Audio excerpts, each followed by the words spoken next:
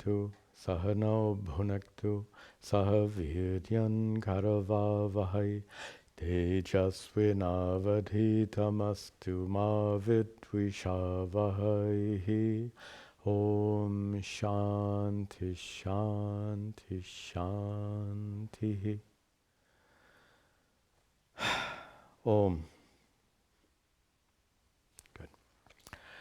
Welcome to the webcast of our Saturday morning Bhagavad Gita class. We just started last week, so this is just the second of what will be many classes, delightful classes. I love the Bhagavad Gita, as we discussed at some length in our previous class. As I also said in the last class, we like to begin every class with chanting, and what we're going to do is recite the 10 previous verses so that we have the recitation is both prayerful, nice way to begin a class, also helps to get the words and verses in our ear, so to speak, a little bit. So we'll start from the first verse today, and you can repeat after me. And as I mentioned, very important, as I mentioned before, as I'm reciting, you can not only listen to me, but you can also glance at the translation so that when you recite that line, you have the meaning in your mind. It's important to chant with the meaning clearly in our mind. Okay, we will begin our recitation. Recite after me, please. Dhritarashtra vacha, Dhritarashtra vacha, Dharmakshetre kurukshetre, Dharmakshetre kurukshetre, Samaveta yuyutsavaha, Samaveta yuyutsavaha, Mamakah Pandavaschaiva, Mamakah Pandavaschaiva, Kimakurvata Sanjaya, Kimakurvata Sanjaya, Sanjayo Vacha, Sanjayo Vacha, Drishtva tu Pandavanikam, Drishtva tu Pandavanikam, Vyudham Duryodhanastada, Vyudham Duryodhanastada, Acharyamupasamgamya, Acharyamupasamgamya, Raja Vachanamabravita, Raja Vachanamabravita, Pashyaitam Panduputranam, Pashyaitam Panduputranam, Acharya Mahatim Chamum, Acharya Mahatim Chamum, Vyudham Drupadaputrena, Vyudham Drupadaputrena, Tava Shishyena Dhimata, Tava Shishyena Dhimata, Atra Shura Maheshwasa, Atra Shura Maheshwasa, Bhimarjana Samayudhi, Bhimarjana Samayudhi, Yuyudhano Viratascha, Yuyudhano Viratascha, Drupadascha Maharatha, Drupadascha Maharatha, Drishtaketuschekitanaha, Drishtaketuschekitanaha, Kashirajascha Viryavan, Kashirajascha Viryavan, Purujat Kunti Bhojascha, Purujat Kunti Bhojascha, Shaibhyascha Narapungavaha, Shaibhyascha Narapungavaha, Yuddha Manyuscha Vikranta, Yuddha Manyuscha Vikranta, Uttamaujascha Viryavan, Uttamaujascha Viryavan, Saubhadro Draupadeyascha, Saubhadro Draupadeyascha Sarvaheva Maharatha Sarvaheva Maratha Asmakam tu Vishishtaye Asmakam tu Vishishtaye Tani Bodha Dvajottama Tani Bodha Dvajottama Nayaka mama sainyasya Nayaka mama sainyasya Sanyartham tan bravimite Sanyartham tan bravimite Bhavan bhishmascha karnascha Bhavan bhishmascha karnascha Kripascha samitinjayaha Kripascha samitinjayaha Ashwattama vikarnascha Ashwattama vikarnascha Saumadattistataivacha Saumadattistataivacha Anye cha bahava shura Anye cha bahava shura Mararte tyakta jivitaha Mararte tyakta jivitaha Nana shastra praharanaha Nana shastra praharanaha Sarve yuddha visharadaha Sarve yuddha visharadaha Aparyaptam tadasmakam Aparyaptam tadasmakam Bhalam bhima birakshitam Balam bhishma birakshitam Paryaptam tvidametesham Paryaptam tvidametesham Balam bhima birakshitam Balam bhima birakshitam. Very good.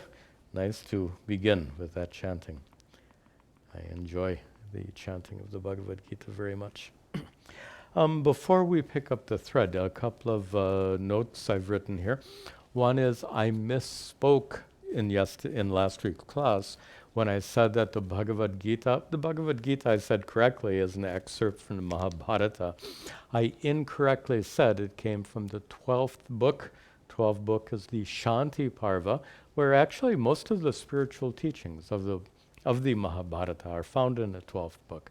But the Bhagavad Gita comes from the 6th book, which is the Bhishma Parva. That's the portion that has the beginning of the war. So I misspoke. So the Bhagavad Gita is from the 6th book, the Bhishma Parva.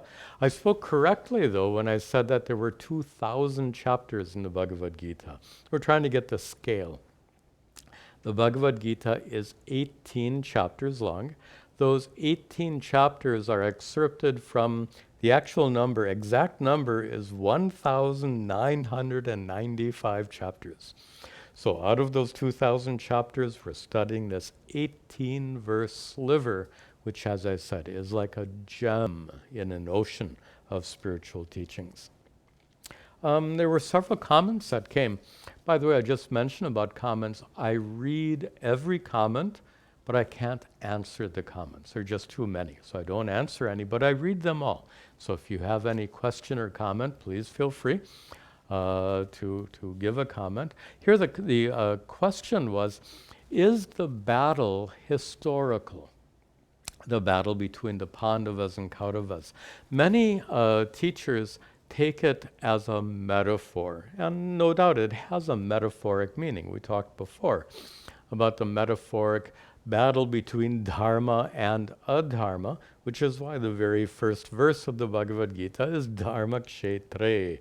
On the field of dharma, on that metaphoric battlefield, the battle between the dharma and adharma, the battle which is in our minds and hearts. So that's a metaphoric battlefield.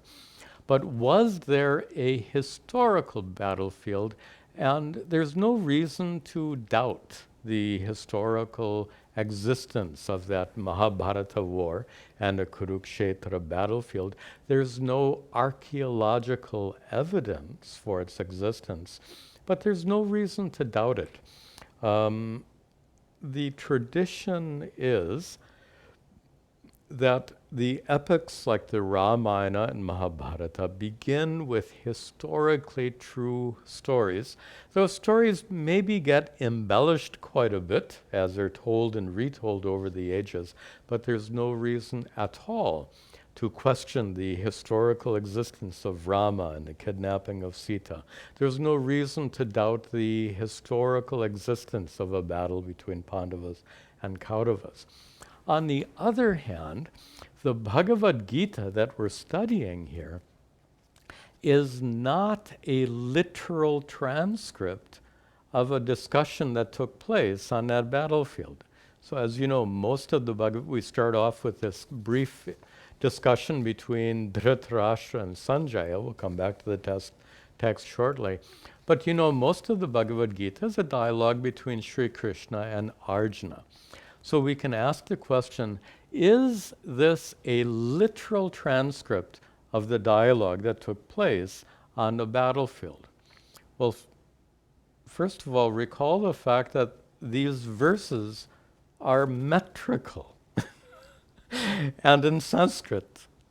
And the fact is that warriors on a battlefield, first of all, they didn't speak Sanskrit language. Sanskrit language was a language spoken by scholars, not by warriors on a battlefield. Secondly, these verses are in a poetic meter having 8 syllables and a quarter.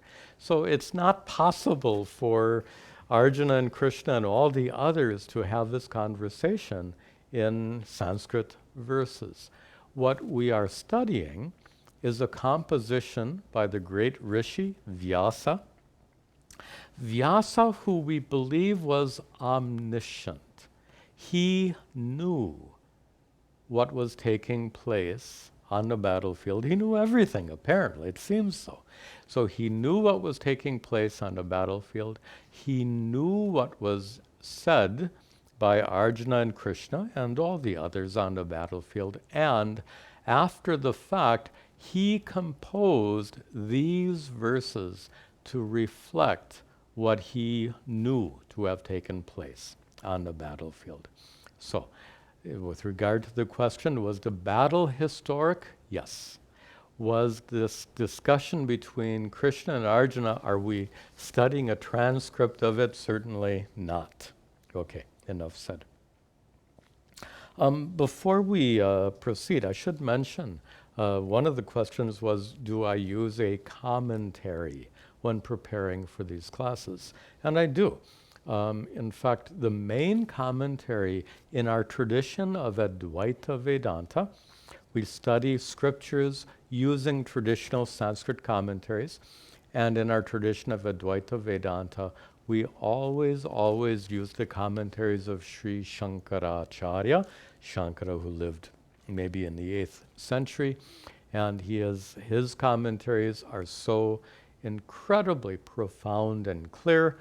We use his commentaries all the time. And in the previous times I've taught Bhagavad Gita, I've always consulted the commentary of Sri Shankaracharya.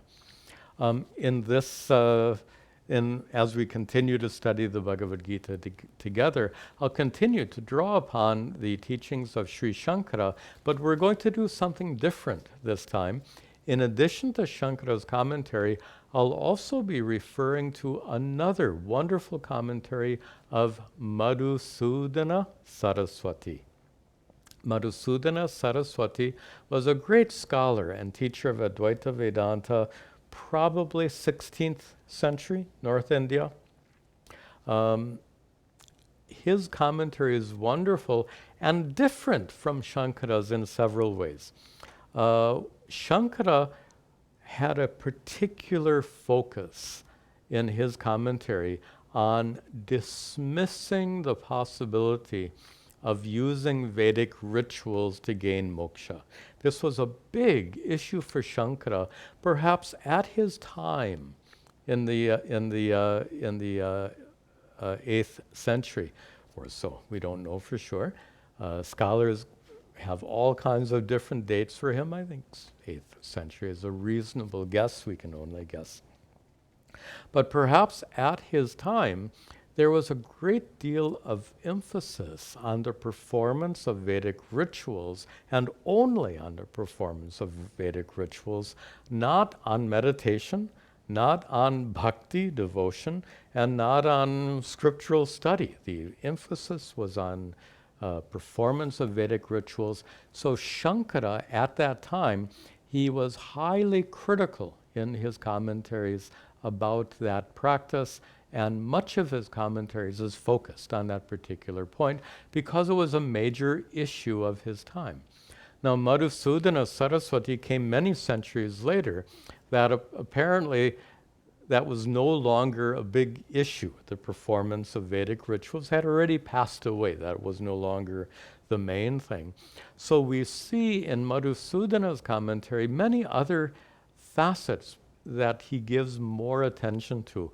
For example, Madhusudana was a great scholar of Patanjali's Yoga Sutras, the source scripture for meditation.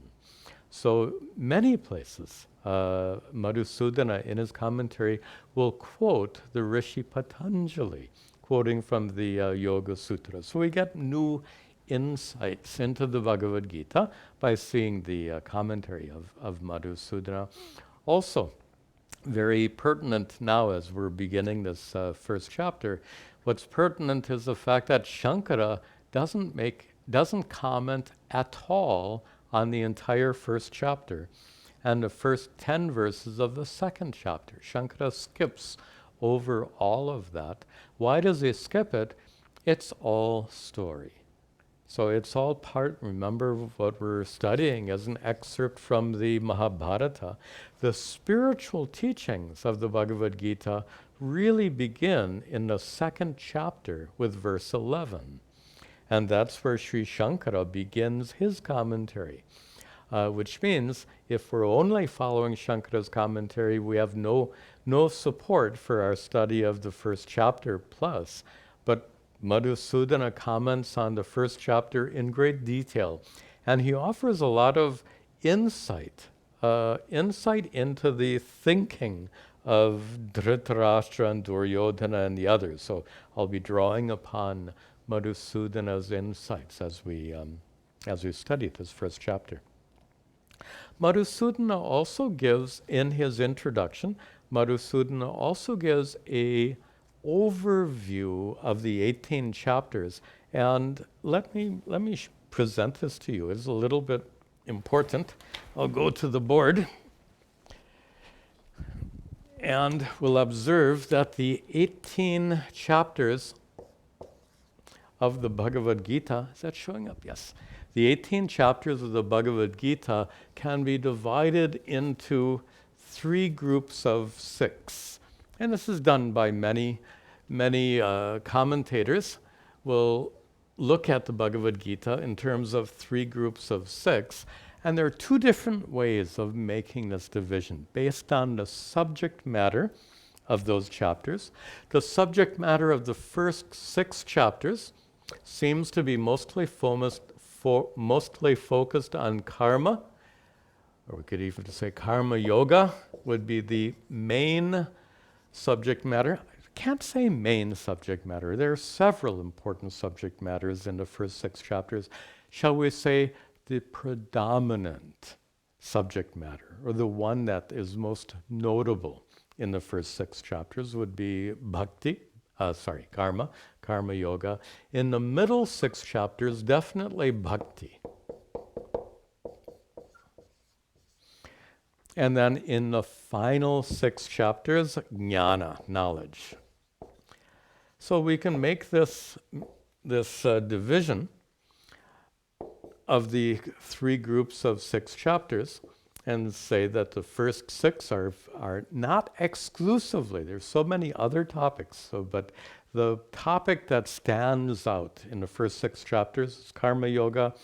The main topic really throughout the middle 6 chapters is indeed bhakti. And then the final 6 chapters, a lot of details are taught, and we can call that jnana, knowledge, or jnana yoga. So this is one of 2 divisions given by Madhusudana in his introduction. Other teachers also give a similar division.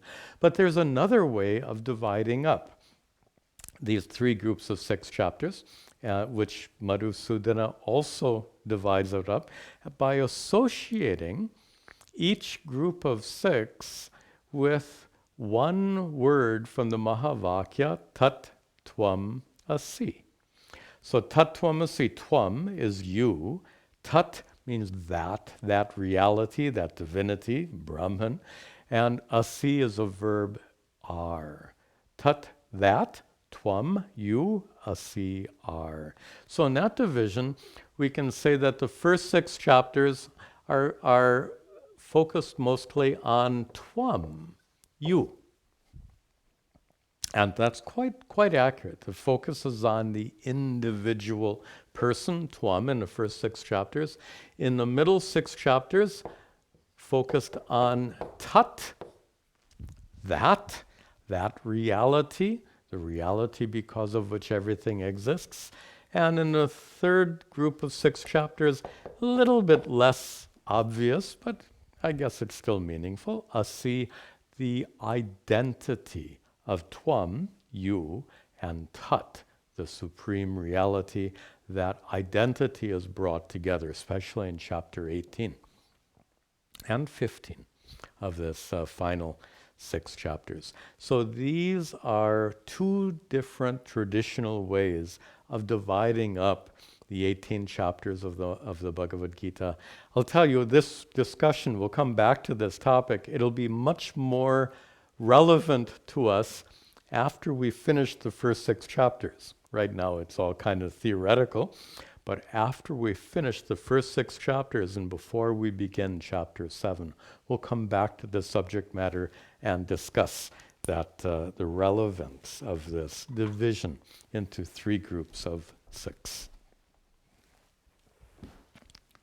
Okay. Are we done with the introduction? I think so. Yes. So to proceed today, let us return. We did see the first verse, but there's a little bit more that we need to discuss.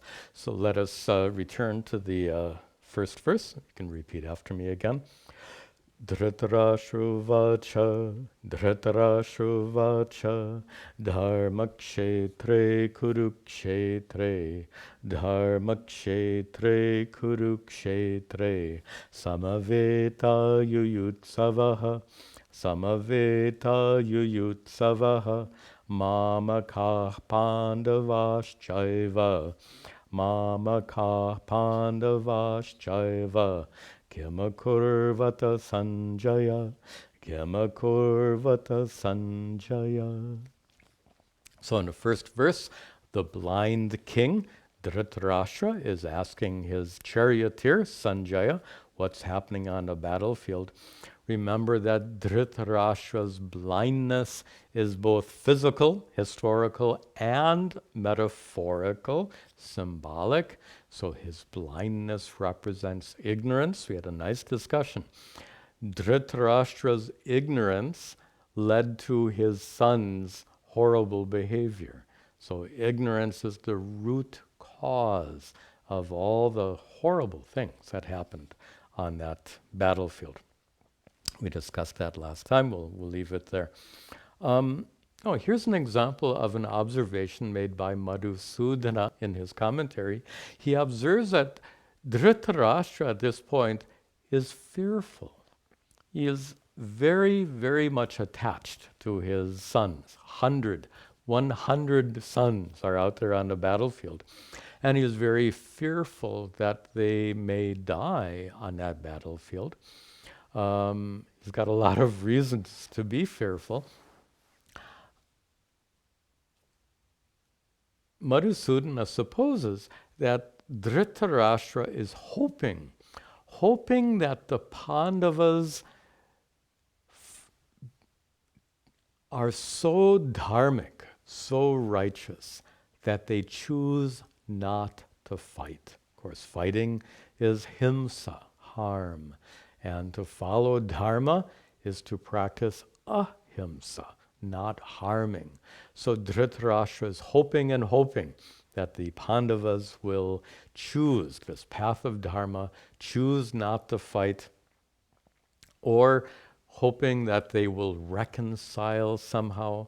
So, and I'm interrupting myself because there's something important that we have to discuss here. It's not in my notes, but let me discuss this.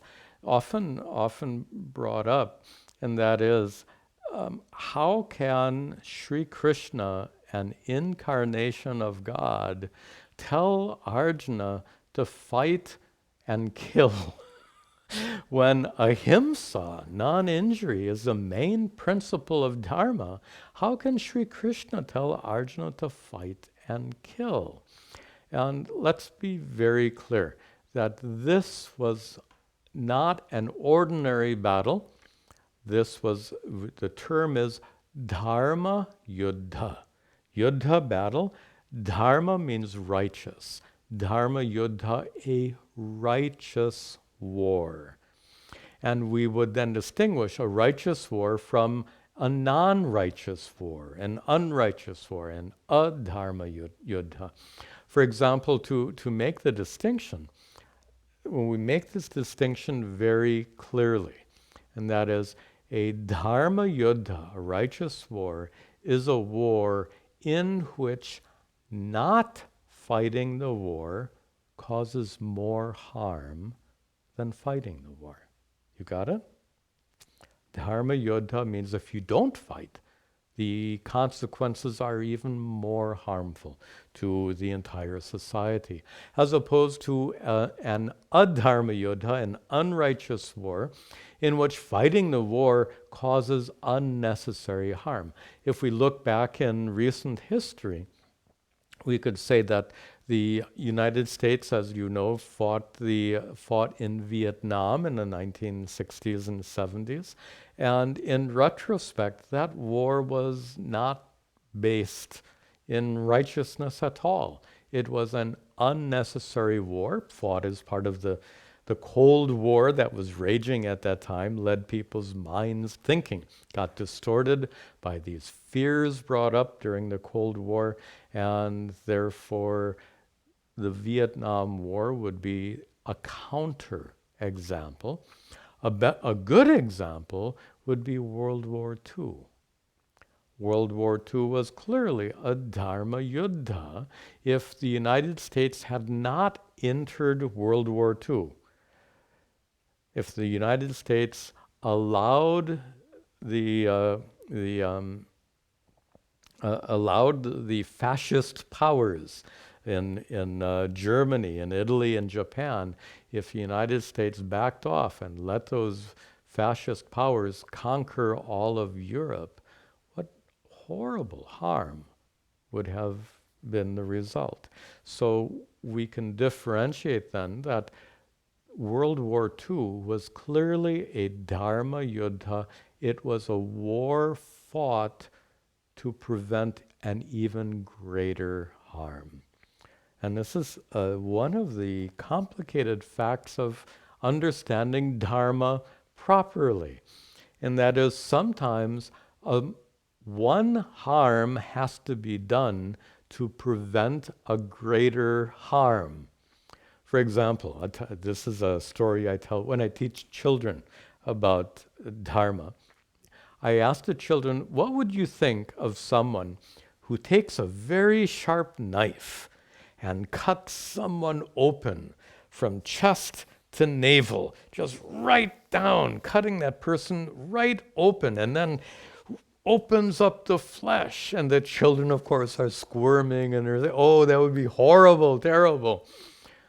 Of course, some of you have recognized that that's the first step of performing open heart surgery, is to take that sharp scalpel and to open up the patient's chest cavity.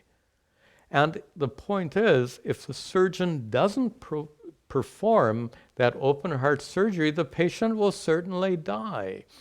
Consider the fact that cutting the patient open causes tremendous harm, a tremendous trauma to the body. Not only do they cut, but to be a little graphic, then he brings out his electric saw and he saws through the chest bone. And then he uses clamps to open up that chest cavity. I'm being graphic here to make a point. That causes tremendous harm to the patient's body, tremendous trauma. The point is, if that surgery is not done, the consequences are far worse. The patient will die. A dharma yuddha is like that open heart surgery. Any war causes harm, but a dharma yuddha prevents a greater harm. Okay, with that in mind, we can continue here. So Dhritarashtra is afraid that his family, his sons are going to perish on the battlefield. So he asks Sanjaya, Kim kurvata? Oh Sanjaya, what did they do? What happened out there on the battlefield? Of course, we need to know a little bit of the story of the Mahabharata to understand how would Sanjaya know. They're both, by the way, Dhritarashtra and Sanjaya are both miles and miles away from the battlefield, sitting in the palace. So how would Sanjaya know what's happening on the battlefield? Some of you know this wonderful story. Before the battle took place, the Rishi Vyasa came to the palace to visit King Dhritarashtra. And Vyasa, in the course of that discussion, Vyasa was very sympathetic towards Dhritarashtra, and he presumed that Dhritarashtra would want, since Dhritarashtra cannot be on the battlefield, being blind, Vyasa presumed that Dhritarashtra would like to know what's happening on the battlefield so Dhritarashtra could be more connected to his sons fighting out there on the battlefield. And Vyasa offered Dhritarashtra the power to see and hear everything happening far away on the battlefield. Vyasa himself had that power, and Vyasa offered to bestow that power on Dhritarashtra.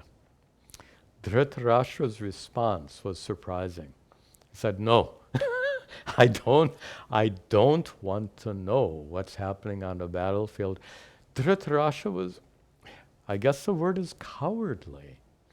He was very much afraid that his sons would die on the battlefield. He didn't have the stomach, as we say, to watch his sons perish on the battlefield, so Dhritarashtra refused Vyasa's offer. But Dhritarashtra had a counter-suggestion. Dhritarashtra said to Vyasa, instead of giving that power to me, give that power to my charioteer Sanjaya. That way, Dhritarashtra figured he could ask his charioteer what was happening on the battlefield, and if what was happening got too gory, too difficult to hear about, Dhritarashtra could tell Sanjaya to shut up and not describe those portions. So Dhritarashtra was quite cowardly, and at Dhritarashtra's request, Vyasa bestowed that power on Sanjaya. So Sanjaya could see and hear everything happening, and he related that, of course, to the blind king. With that in mind, we should point out that the entire 18 chapters of the Bhagavad Gita, actually, the primary activity takes place in the palace. You know the story within a story within a story. So here, the outer story in the Bhagavad Gita is the discussion between Dhritarashtra and Sanjaya that take place in the palace. But then the inner story, as it were, is when Sanjaya narrates the events on the battlefield to King Dhritarashtra. That will be the inner story. There are several layers of outer story, which we won't get into at this point. Okay. So with that introduction, we're ready to proceed. Sanjayo vacha, drishtva tu pandavanikam, vyudham duryodhanastada, acharyamupasangam Raja vachanam abravita.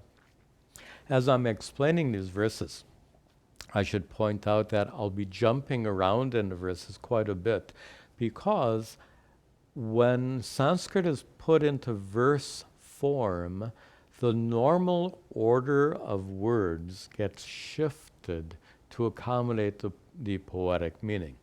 Usually in prose order, you have subject, object, verb, but not here in the verses, so we'll be jumping around. We'll start in the second line. The subject is Duryodhana. Also, I'll mention, and I won't mention this again because it happens in every verse. I did mention briefly in a prior class, when two words when two words touch each other, the spelling, the letters at the junction between two words commonly change. These are grammar rules called sandhi. So when I'm reciting the words, when I'm quoting the words, I'm going to break those sandhis and return the words to the unmodified form before those transformations of sandhi took place. Anyway, Sanskrit grammar is fairly complex. We won't get into the details. But for that reason, sometimes I'll quote a word differently than it looks in the verse. That's because I am undoing grammatical changes due to sandhi. For example, Duryodhanaha is the way it comes when it's broken apart. Here, Duryodhanas, due to these rules of sandhi, referring to Duryodhana, the troublemaker in the whole story, who, first line, drishtva, having seen tu, but then, drishtva, having seen what? Duryodhana, having seen Pandava, anikam. Anikam is an unusual word for army. Whose army? The Pandava anikam, the army of the Pandavas, his enemies. Having seen his enemies, the army of the Pandavas, who were vyudham, they were collected, they were arrayed for battle. Duryodhana, having looked across the battlefield, seeing his enemies, the Pandavas, arrayed for battle, tada, then what did Duryodhana do? Third line, upasangamya, he approached. Who did he approach? Acharyam, his teacher. Now, not his school teacher, sorry to be silly, his teacher of archery and battle, Drona. Remember, his name was Drona or Dronacharya. Drona was a Brahmana, a teacher who taught both the Pandavas and Kauravas. Remember, they're really one family. He taught all of them archery and other arts of warfare. So he's called here Acharya, the teacher. So Duryodhana, having looked across the battlefield, seeing the Pandavas arrayed, ready to fight, what did Duryodhana do? Upasangamya, he approached Acharyam, his teacher Drona. And then, in a second sentence, Raja, the king, or King Duryodhana, let's say Prince. Prince Duryodhana then abravit, he said, vachanam, these words. So Duryodhana addresses on the battlefield.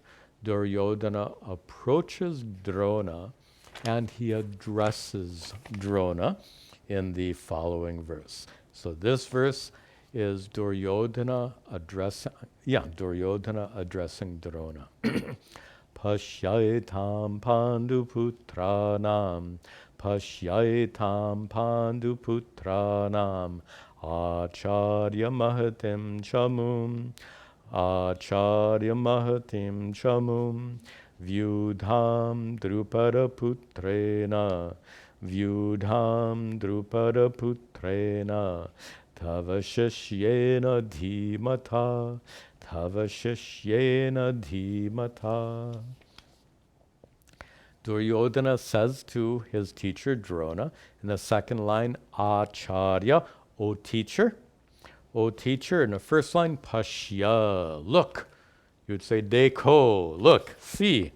See what? Etan, these. See, sorry, we have to make the right connection. Pashya, please see. In the second line, Mahatim Chamum. See this Mahat, great Chamu, this great army. And for our Sanskrit students, it's interesting that army here isn't a feminine gender. Seems unusual that the word army should be in the feminine gender, but it is. So, Pashya, please see, O Drona, please see this Mahatim Chamum, please see this vast, this great army. Army of whom? Etam, of these. Of whom? Pandu Putranam, this great army composed of the Putras, the sons of Pandu. O Drona, O teacher, please look and see this vast army of the sons of Pandu. This army, which was in the third line, Vyudham, it was assembled, it was organized. Organized by whom? Drupada Putrena. It was organized by the Putra, by the son of Drupada. The son of Drupada is Drishtadyumna. You don't need to know. I mean, the story is complicated. If you don't happen to remember that Drishtadyumna is the son of Drupada and is the head of the Pandava army, it's okay if you don't remember that. It's not critical to what's happening here. But Drishtadyumna is the son of Drupada, and he is the overall general for the Pandava warriors.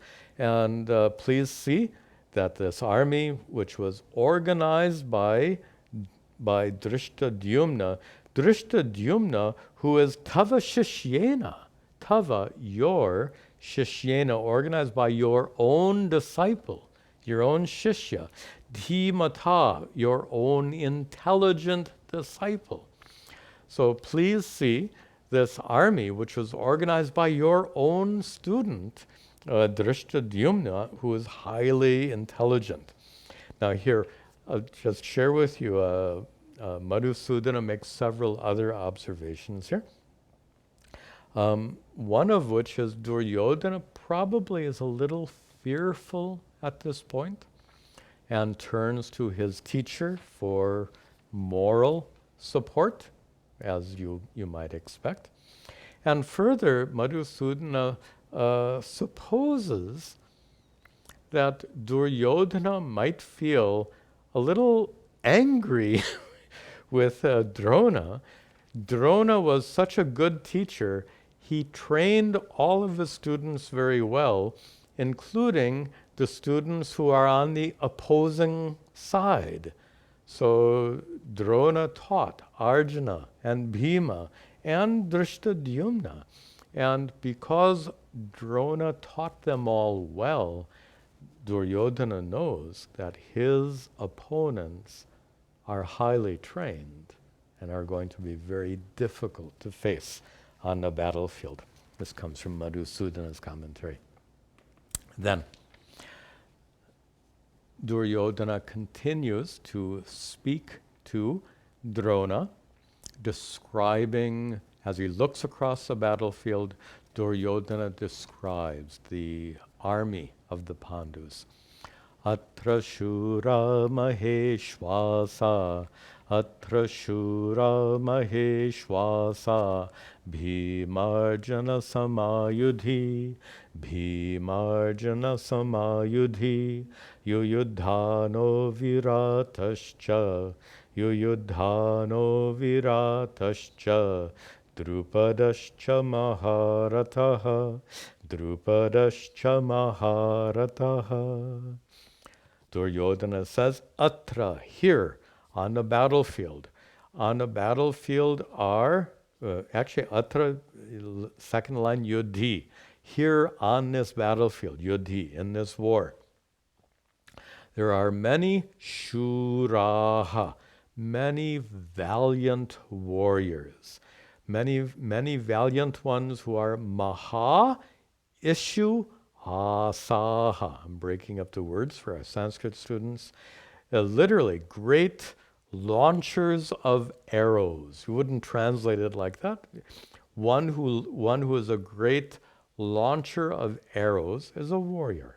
So there are many Shura, valiant, Maheshwasa, many valiant warriors who are Atra here on this battlefield, Yudhi, in this war, who are Bhima, Arjuna, Samaha, who are equal to, as good as, Bhima and Arjuna.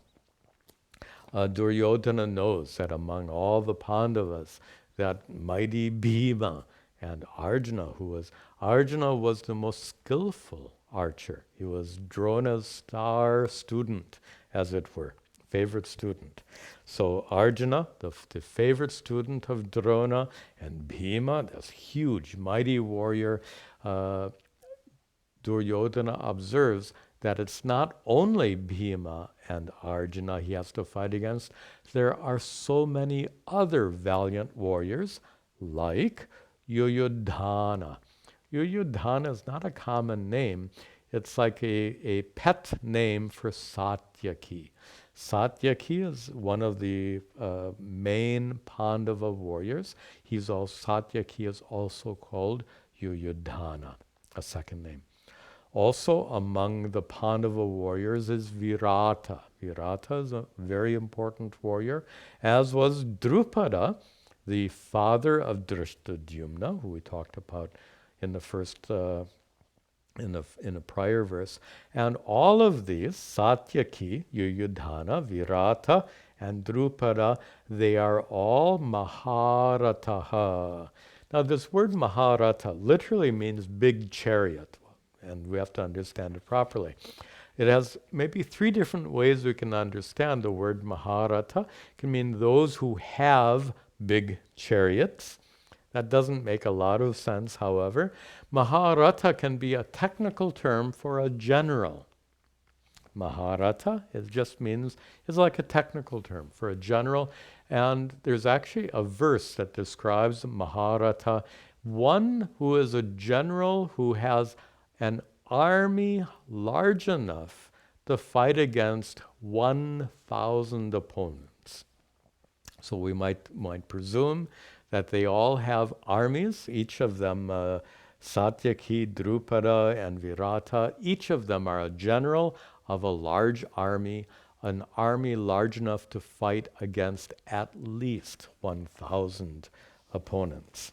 Then Duryodhana continues to narrate to Drona the opponents he has to fight against, which include Drishtaketushchekitanaha, Drishtaketushchekitanaha, Kashirajascha viryavan, Kashirajascha viryavan, Purujit kunti bhojascha, Purujat Kunti Bhojascha Shaibyascha Narapungavaha Shaibyascha Narapungavaha.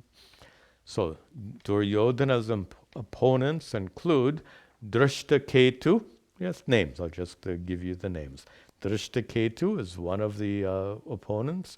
Chaitanya, another opponent. And of course, Kashi Raja, the king of Kashi. And all three of them are Viryavan. They are mighty. They are valiant. Not only them, but Purujit, another of the Pandava warriors, Kunti Bhoja, another Pandava warrior, and Shaibya. Shaibya, another Pandava warriors. And these three are Narapungavaha. These three are the best of men, the mightiest of warriors. And then the third and final verse, Duryodhana describes his opponents.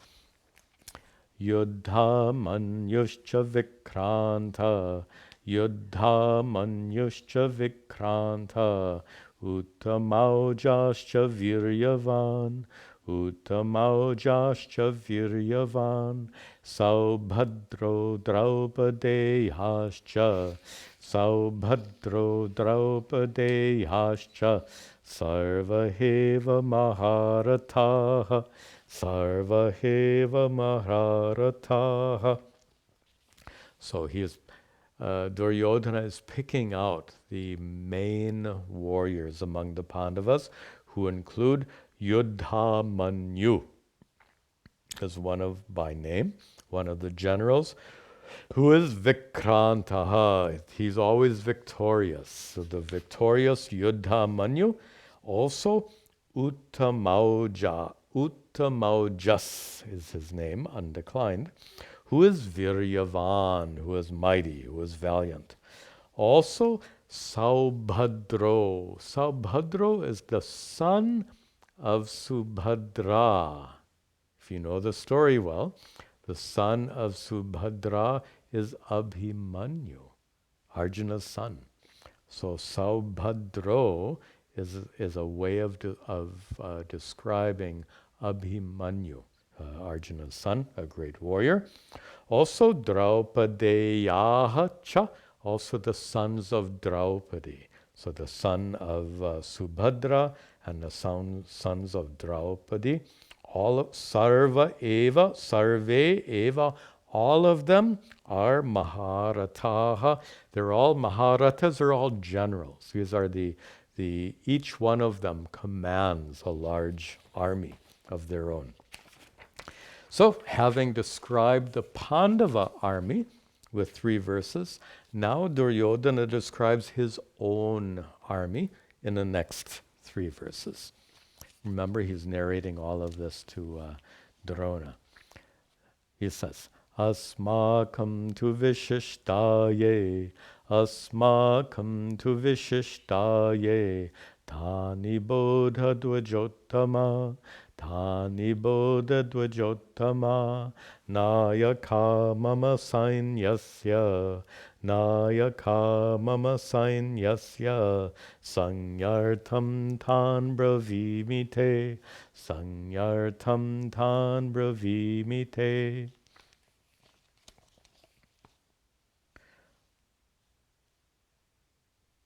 In the second line, Dvijottama, O best of the Dvijas, is a term used for Brahmana. O great Brahmana. Remember, Drona was a Brahmana. Brahmana is a teacher, and he was a teacher of archery. But it turned out that Drona also was an extremely formidable warrior. Unusual, perhaps. Generally, Brahmanas are not such great warriors. But Drona was no ordinary Brahmana at all. Very mighty warrior. So Dvajottama, O great Brahman, O Drona, Tan Nibodha. Nibodha, please be informed. Please be informed about Tan, about them. About who? Asmakam vishishtaye. Please be informed about ye, those, asmakam ye, those warriors of our own, asmakam, of our own warriors, the Kaurava warriors, those warriors too, in particular, those warriors who are vishishtaha, who are special, the most exalted amongst our warriors, our most distinguished warriors. Good translation. Please, Nibodha, please take note of our own most distinguished warriors, the warriors who are Nayakaha, the leaders of what? Mama Sainyasya, the leaders of Mama, my Sainyasya, the leaders of my army, the Kaurava armies. So please take note of them. Sangyartam, for the sake of naming them, to name them, tan, them, bravimi te. Bravimi, I will tell, te, you.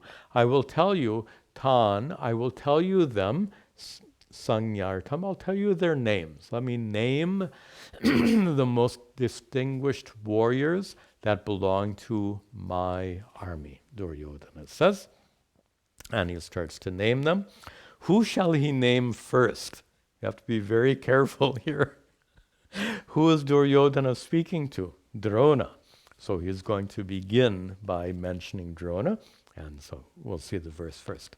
Bhavan Bhishmascha Karnascha Bhavan Bhishmascha Karnascha Kripascha Samitinjayaha Kripascha Samitinjayaha Ashwattama Vikarnascha Ashwattama Vikarnascha Saumadattistataivacha Saumadattistataivacha.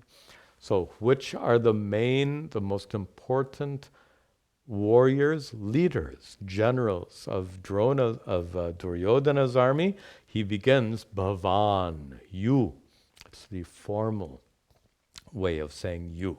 So you, O Drona, not only you, but Bhishma, the great grand uncle of them all, Karna, what a main warrior and important character is Karna, also one of the Kauravas.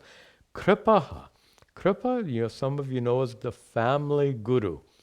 And due to the complexity of the story, Bhishma and Kripa, who are both highly dharmic, they end up, due to the complexity of the story of the Mahabharata, these highly dharmic people, Bhishma and Kripa, end up on the Kaurava army, on the side of adharma.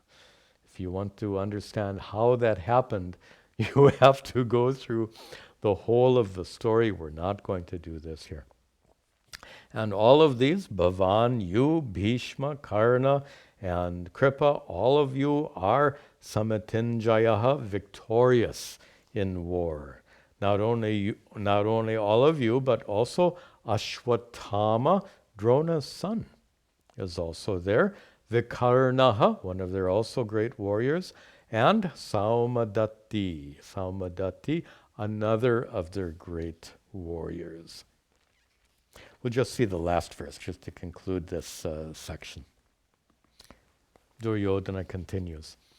Anye cha bahava shura, anye cha bahava shura, mararte tyakta jivitaha, mararte tyakta jivitaha, nana shastra praharanaha, nana shastra praharanaha, sarve yuddha visharadaha, sarve yuddha visharadaha.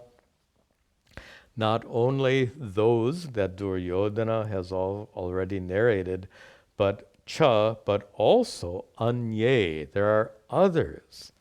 Anye shuraha, other valiant warriors. Bahavaha, many other valiant warriors who are tyakta jivitaha, who are giving, literally, tyakta jivita, giving up their lives, mararte, for my sake. Duryodhana speaking here, perhaps with some pride. All these warriors gathered in his army are tyakta jivitaha. They are ready to sacrifice their lives. Mararte, Duryodhana said, for my sake. And they are nana shastra praharanaha. They are praharana. They are wielding shastra, weapons, nana of many kinds.